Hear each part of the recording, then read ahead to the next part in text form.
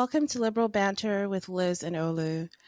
Today's episode is really going to be just about one thing, the breaking news that we all just heard a couple of hours ago, that Joe Biden, Grandpa Joe, is dropping out of the election and the Democratic nomination process, and also endorsing his Vice President Kamala Harris for VP. Right off the bat, I want to say that we specifically decided to record this episode a little later because both of us had, heard things and seen things and had a feeling that there was going to be an announcement today. And it turns out we were right. As someone on this podcast who has had feelings about Biden's continued candidacy, some might even say feelings of frustration, I want to say before we get started on the discussion, I'm very proud of Joe Biden. I think he did the right thing. I don't know if the Democrats are going to win. I'm rooting for them, and I will put every effort into helping them win. But I'm super proud of Joe for doing the right thing for his country. I think it keeps his legacy intact. And I think it was a smart thing to do and the right thing to do. And I want to say kudos to Joe for dropping out. I think it was the best decision. But let's get started with the discussion, because I know you also have thoughts.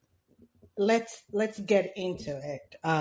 As our listeners know by now, we have the same goal. We just have different opinions about how that goal should be achieved.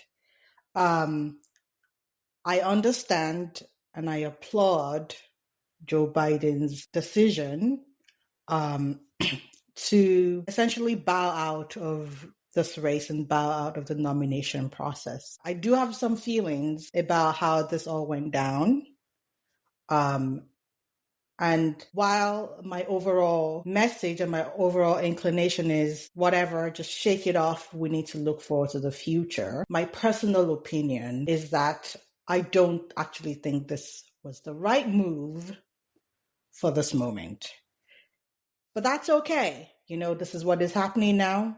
We'll roll with it. Just make it work. That's all I have to say. Okay. I mean, we know how you feel. And I know there are people out there who are going to be upset at this news. But I think, like you said, the important thing right now is to rally around the nominee. Or, well, I shouldn't say that. The potential nominee, Kamala Harris. I guess we have seen quite a few Democrats endorsing her already. The Clintons did, the Congressional Black Caucus did. Jim Clyburn. Yes, Jim Clyburn did. Who else? The Wisconsin Senator Tammy Baldwin, the Congressional Hispanic Caucus, Tim Kaine, former VP candidate himself for Hillary. I guess Obama hasn't endorsed anyone. He said they're waiting. I don't really understand his statement, but he hasn't endorsed anyone yet. And of course, Joe Biden has endorsed her.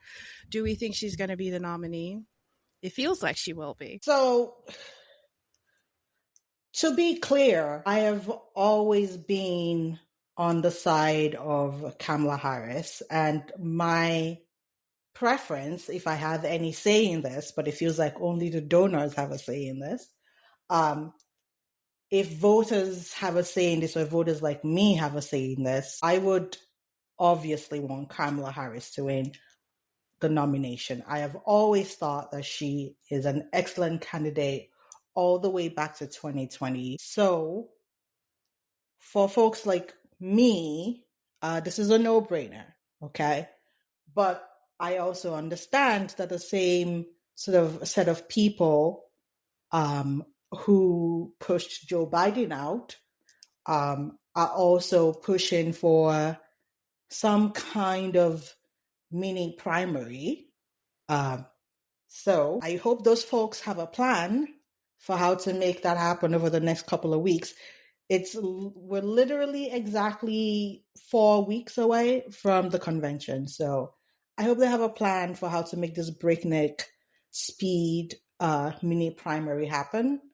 And I hope they have a plan to make it happen quickly and efficiently. I think that's a good point. I mean, the Democrats have been pushing Biden for a couple of weeks. So optimistically, they should be ready for candidates, right? They should have a plan. It sounds like the plan is Kamala Harris.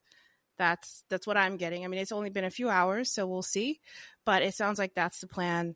Um, I know I agree there are people who have concerns about her candidacy. I think when she ran for president, when she ran for the Democratic nomination in 2019, 2020, for the 2020 election, uh, some things were not done properly with her campaign. I don't know if everyone on her staff was sort of up to the task, and I think she suffered for that. So I'm optimistic that this time, with the full backing of the DNC, if she's the nominee, with a great campaign behind her, definitely not whoever suggested Joe Biden debate Trump in June.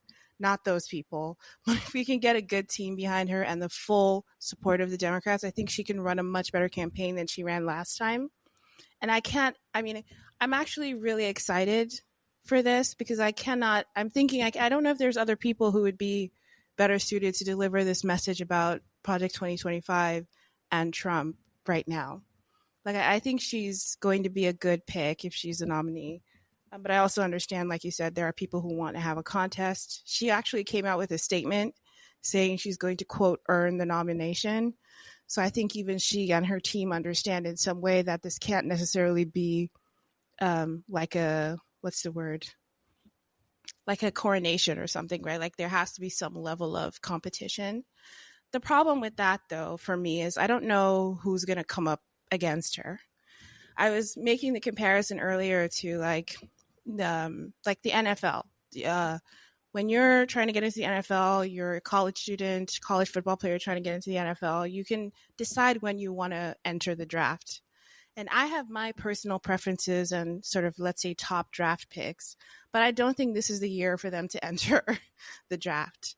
And I'm thinking of people like Gavin Newsom and Gretchen Whitmer and Pete Buttigieg. Like those people, I don't know if this is the year for them. There's a lot happening here. It's a very short period of time. I don't know if this is the draft for them. I've come around to the logic that maybe this is not the year for those sort of future stars of the Democratic Party to run. So I don't know who would be going up against her in any kind of contest, but I understand that there are Democrats who feel like, they shouldn't just hand it to her. She should sort of earn it. I agree with you. I actually don't understand this argument about a coronation. The point of a vice president nominee is for the vice presidential nominee to be able to step into a campaign or into a governance role if the president is not able to do the job, right? So the idea that she has to do more to earn this nomination, to me, is insane. And she has been the one since this debate happened. We've actually seen more of her than Joe Biden, right? She's been the one essentially holding this campaign up for the last 4 weeks. And the idea that she should have to do more for this just blows my mind. This feels to me, as a Black professional woman, as something that happens to Black women and minority women, all the time. The standard always seems to shift. The path to being a president, for example, is pretty clear when you look at the statistics, right? She's a lawyer. She's been a prosecutor. She's been a senator. She's done public service, and she has now been vice president, right? So the idea that you have to do more, it feels like this is something that happens to minorities in professional settings where there seems to be a certain path to, being president or CEO or whatever. But as soon as it's going to be a Black person or a Black woman, suddenly there have to be these extra hoops and extra steps. I do not understand if we're saying that we're in unprecedented times and we need to make an unprecedented move to change our nominee, then why are we trying to go back to a traditional primary again, right? Like if your argument is that this is an emergency situation and we need to change the presidential nominee now, why would you want to spend more weeks on a primary? That doesn't make any sense to me, and it doesn't seem to me like an argument that would be made if Kamala wasn't who she is as a person. I don't know that she is being told she has to fully compete in a primary. Like I don't know what it means. It may just mean calling donors and getting them to transfer money over. Like I don't know. We don't know what the plan is. I mean, it's very early. Again, assuming they have a plan, we don't know what it is, and I don't know what this contest might look like, what it means for her to quote earn the spot, which she said herself. I just think that's her acknowledging that there are people who aren't necessarily convinced, and I don't think it's, some of it is definitely racism and sexism, but I don't know if all of it is. She did already run before, and wasn't successful, so there's some skepticism there that she has to assuage. Just like when Biden was trying to announce his nomination, announced that he would run again, there was skepticism there. I mean, after all, we did have Dean Phillips in the quote unquote primary this year. So I think there are just some candidates, there's a little bit of work to do there, and that's what people are acknowledging. I don't know what that work looks like. But I don't know if it's all just sexism and racism and that's what's driving it. I think there's definitely some level of normal, acceptable skepticism there. But to your point about unprecedented times, I will say this has been a week. I know there's jokes about millennials and, oh, we have to live through unprecedented times every Tuesday, but it really has felt that way. It felt like we were kind of chugging along as a nation for a couple of months there, I don't know, looking forward to the Olympics or something. And now all of a sudden last week we had an assassination attempt. We had the RNC this week, but like at this point, people are going to be like, who? And now today we have Joe Biden dropping out.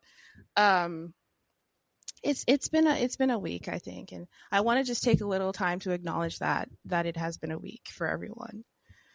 It's just, I don't know, man. I don't know what's going on with America, which feels like a big thing to say, but it's been a week. I agree. It's just been a very chaotic last 8 days. It feels like whiplash from one extreme to the other. It's like, all of our presidential nominees were like having like one escaped death by bullet and the other one like caught COVID. It was like, what is going on? What is happening to us? So, it is definitely discombobulating. Mm-hmm. And it does seem like one person's brush with of health and mortality scare sort of boosted them, and the other person's brush with, a health scare actually may have influenced his decision to drop out today. Yeah, I don't know. I mean, speaking of the other guy and his brush with death, I don't know if you or other people watched the entire speech that Trump gave. And I want to say, I know last week we said we were talking about the RNC, but I think we also said we would if something else didn't happen. Well, something else happened, so that's what we're talking about. But I will take a little bit of time to talk about the other dude, and his run, his 92 minutes of nonsense on Thursday. I want to highlight that we were told Trump's brush with death had changed him, and I don't know about you, but I didn't see any of that. Right? Like, it was the same guy. Nothing has changed. I mean, now he has a cool story to tell, it feels like, but that was pretty much it. And I just love how it seems Republicans are now beginning to panic a little now that it's becoming clear Biden is dropping out. They seem a little more scared than they were on Monday at the start of their convention. Now nobody's going to be talking about them, I'm guessing, for the next week. I heard Trump release some statement I don't even know what he said because it's just like nobody cares right now what they're doing, which I love for Democrats. I just hope they stand up to this moment. But I really want to see whoever the nominee is, probably VP Harris, go up against this GOP with this VP pick, which is another discussion we should have, is like, who do we think Kamala should pick for vice president, knowing who the Republicans have picked, JD Vance. Just a brilliant pick. And that's me being sarcastic if people can't tell. So I'm not sure that I share your optimism about like the Trump side being afraid of like who the next nominee is going to be. I think this actually plays into their messaging all of this while, right? Their messaging has been, actually, Kamala Harris is the real president. And actually, you know, Joe Biden is just a puppet. And I think that this outcome just, you know, confirms their messaging.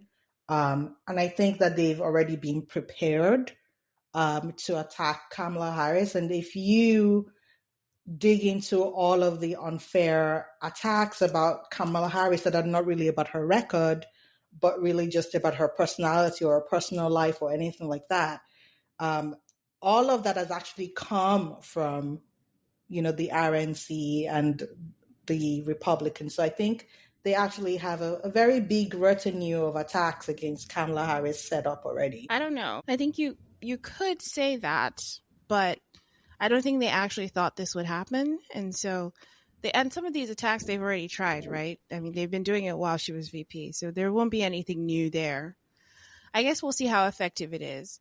But I think the Democratic base is going to be really excited and motivated, way more motivated than they were last week for this election. And I think that matters. It feels like maybe we'll get some of that 2020 energy back, and that might be enough. We'll see, though. We will see. But what are your thoughts on JD Vance as the pick for Trump as vice president?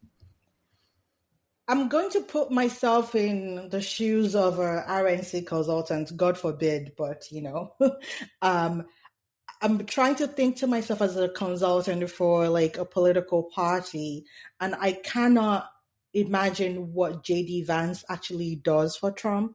He doesn't add anything, right? He doesn't add anything on their stance for, you know, abortion, for example. They're trying to win women back. How does JD Vance help about that? He doesn't help any of his, you know, new talking points about, you know, Black people or minorities. JD Vance doesn't add anything to that. Maybe his wife, but that's kind of like a reach.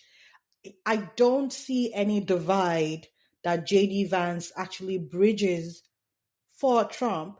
And at the end of the day, no matter how much ass, you know, licking JD Vance is doing now, Whoa, ass licking. No matter how much like butt kissing he's doing Yeah, I know. for Trump I now, know. JD Vance still has like Yale, you know, frat boy like stands all over him. He cannot cosplay like MAGA. He can have, you know, all of the right wing talking points, but he just doesn't have the vibe. You know, he doesn't have the I will show up to a convention with a bandage around my ear vibe. Is just like a younger version of Pence. I do not understand how, you know, if the point is to move Trump a little bit towards the middle, towards the independent voters, towards the people who are probably, you know, thinking about voting for Trump, I don't see how this particularly pick actually helps. And I'm not even talking about my own personal distaste for JD Vance. I'm actually just trying to look at this objectively, and I cannot see what he brings to the table. Nobody can. And I don't even know if people expected him to be the pick. I think when that was announced, people had maybe a 10 minutes heads up. You know, Trump just sort of texted people out of nowhere.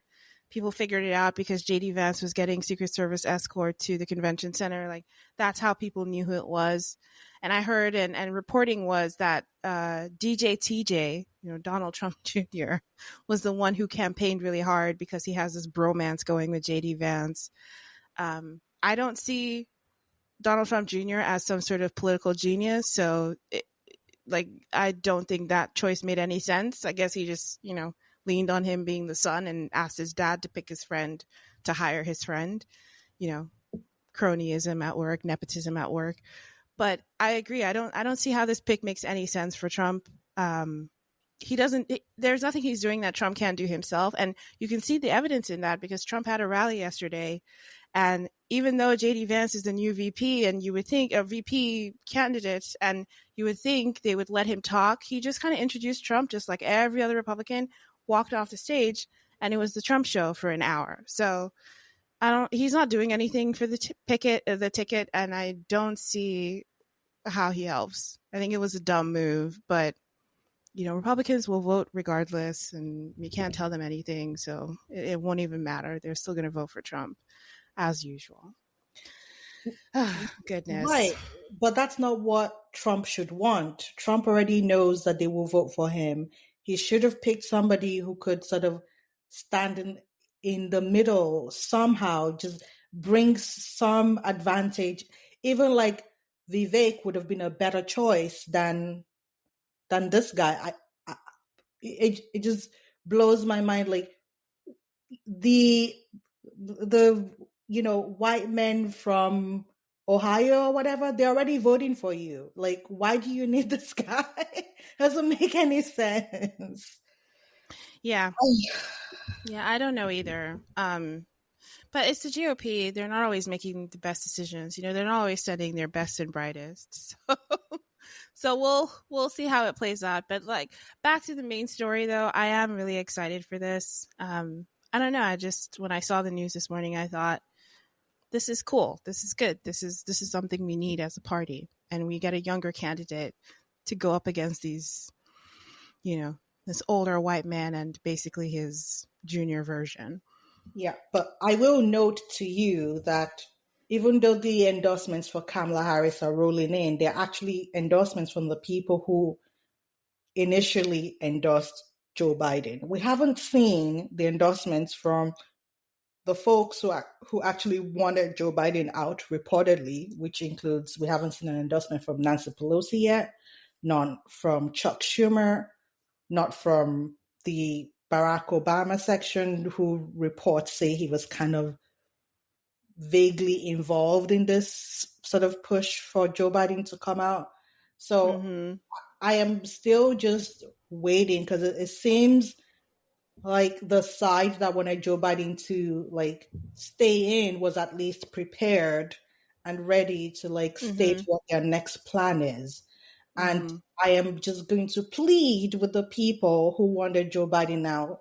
Please let us know what your next plan is in the next, 24 hours or so. By tomorrow, you need to let us know where you're leaning so that we know where this is going.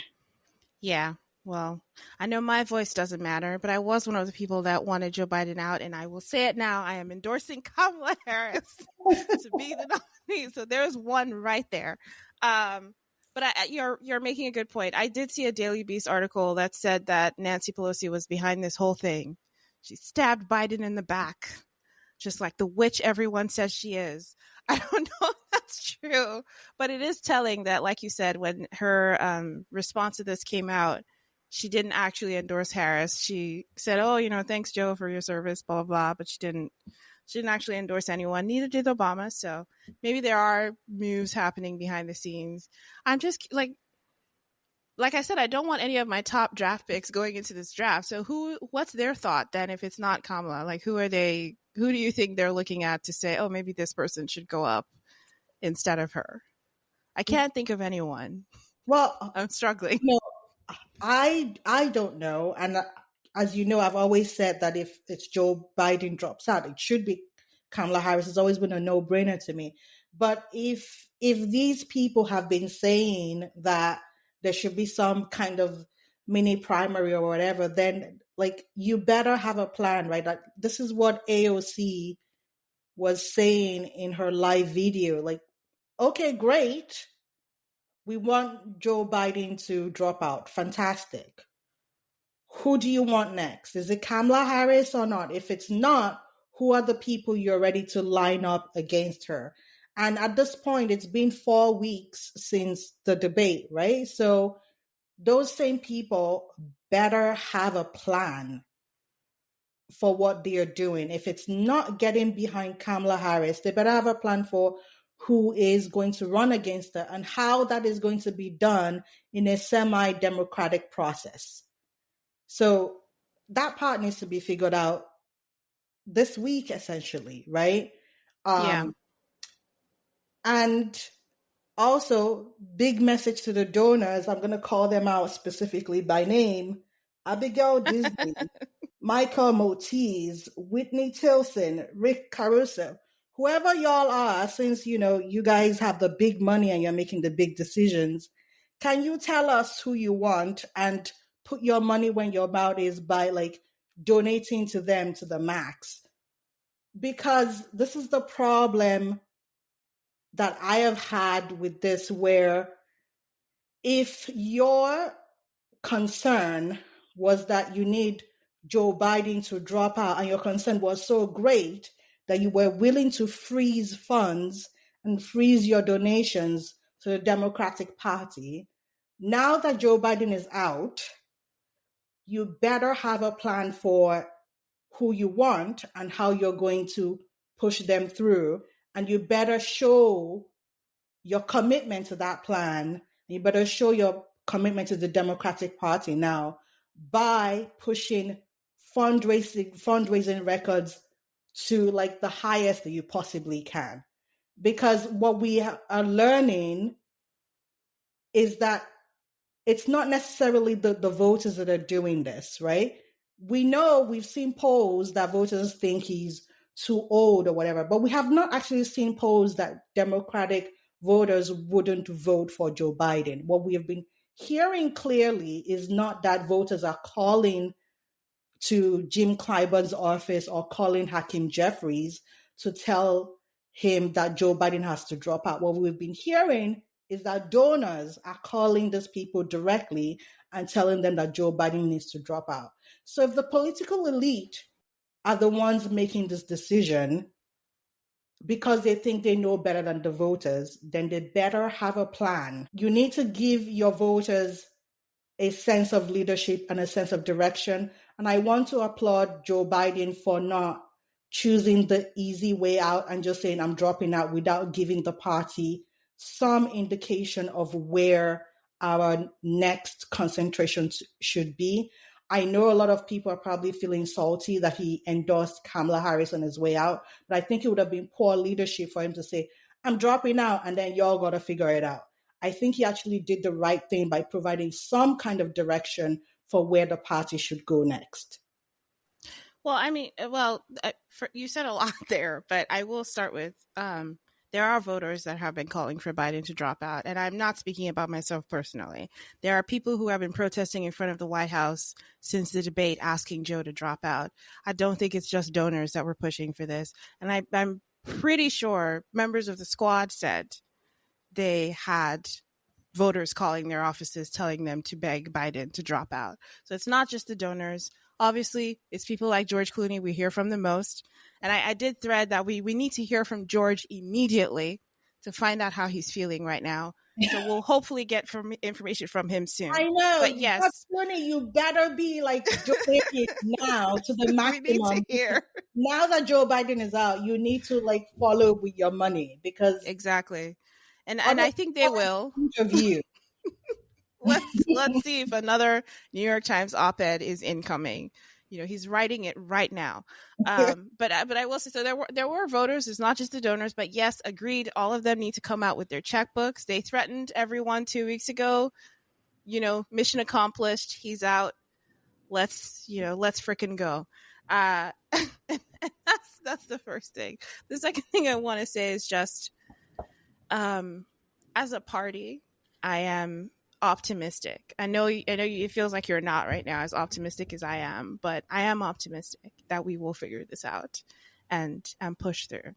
Oh, no. I am optimistic. Okay. I am fully on board. Honestly, I actually want it to be Kamala Harris, but whoever it is, I don't care. I agree. We all just don't want Trump Indeed.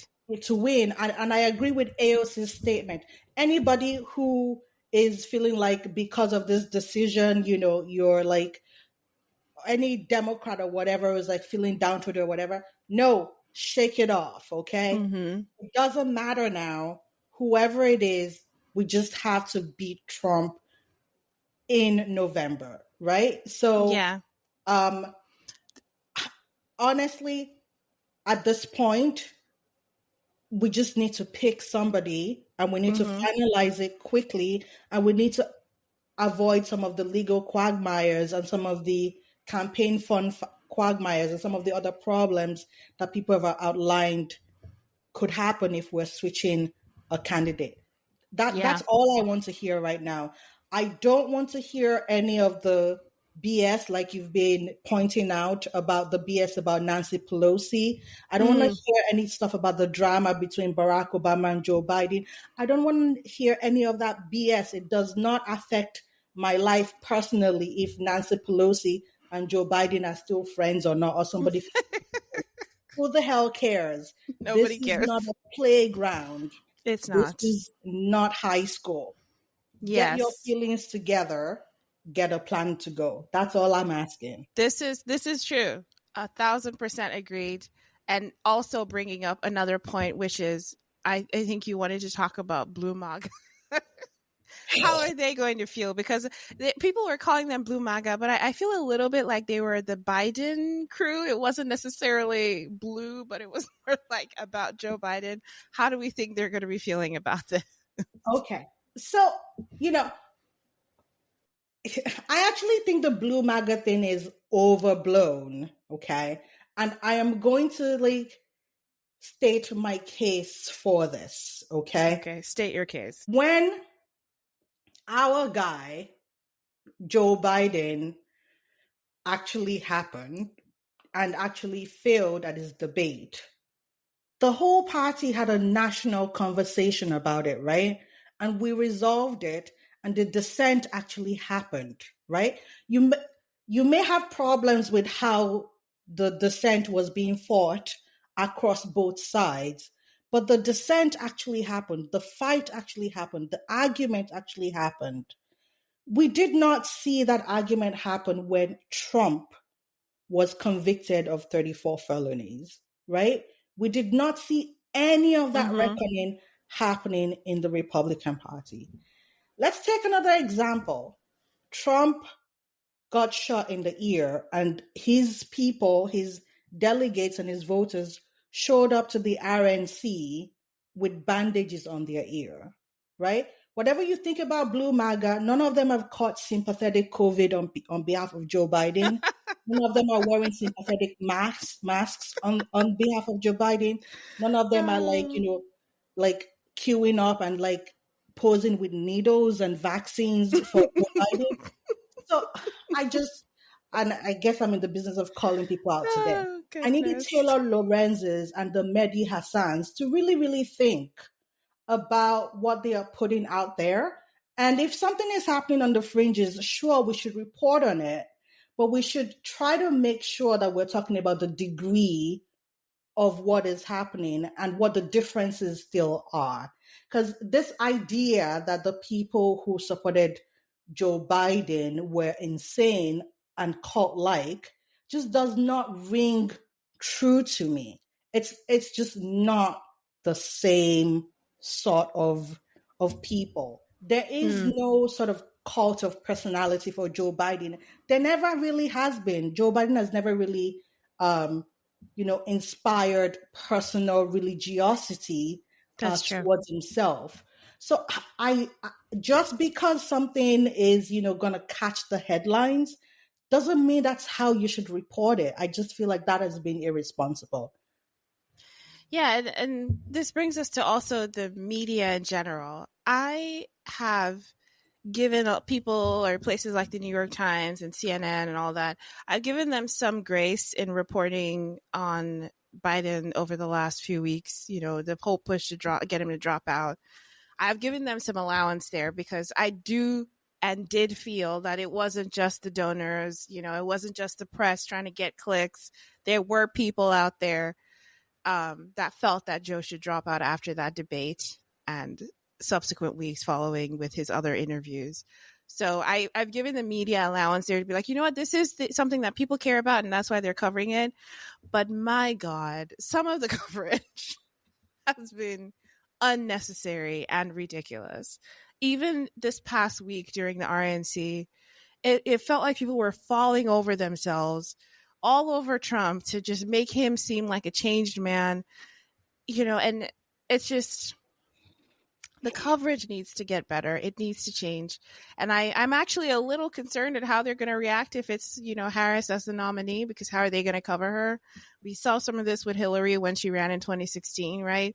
Are they going to start talking about how she's dressing and her makeup and the jewelry, and they won't focus on policy? Like, there's definitely going to be media outlets that fall back into this bullshit behavior.